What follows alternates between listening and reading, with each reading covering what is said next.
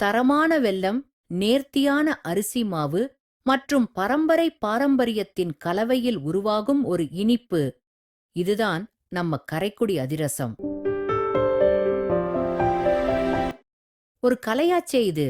சூடான வெல்லத்தில அரிசி மாவு சேர்த்து நன்றாக கலக்குறாங்க. இப்போ அந்த மாவு கையில எடுத்து உபயோகிக்கிறதுக்கு உருவாக்கிக்கிறாங்க. இல்ல, நம்ம பாட்டி வெல்லத்த கரைச்சு தயாரிக்கிறாங்க. கரைந்த வெல்லம் மேல் தூய மரக்கட்டியில கலக்கிற அந்த கை வேலை பாருங்களேன்.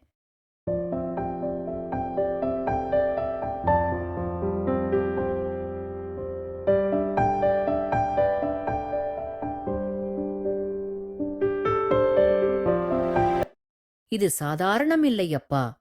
பண்டிகை காலங்களில் வீடு முழுக்க வெல்ல வாசனையோடு நெஞ்சை நெகிழ வைக்கும் நினைவுகள் கலக்கும் ஒரு பயணம்.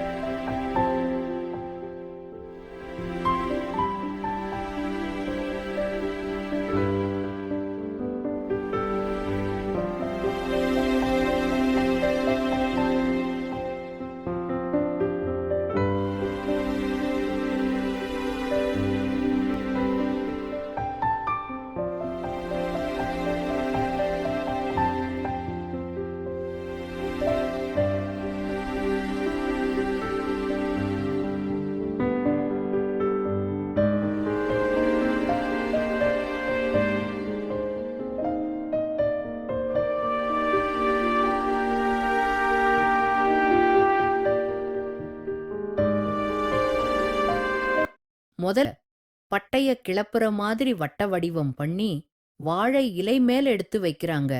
எல்லாம் நேர்த்தி வேலை. சூடான எண்ணெயில அது மெதுவாக போடுறாங்க. சுழல் சுழல் நடுவில நன்கு வெந்து வரும்போது, அதோ அந்த நறுமணமே உணவுக்காக அல்ல, அது ஒரு பாவனை. வெந்து வந்த அதிரசம் வாழ இலைமேல வடித்தா தான் சுவை இரட்டிப்பு. இந்த காட்சிகள் நம்ம குழந்தைப் பருவ நினைவுகளை உயிரோட்டமா கொண்டு வருது.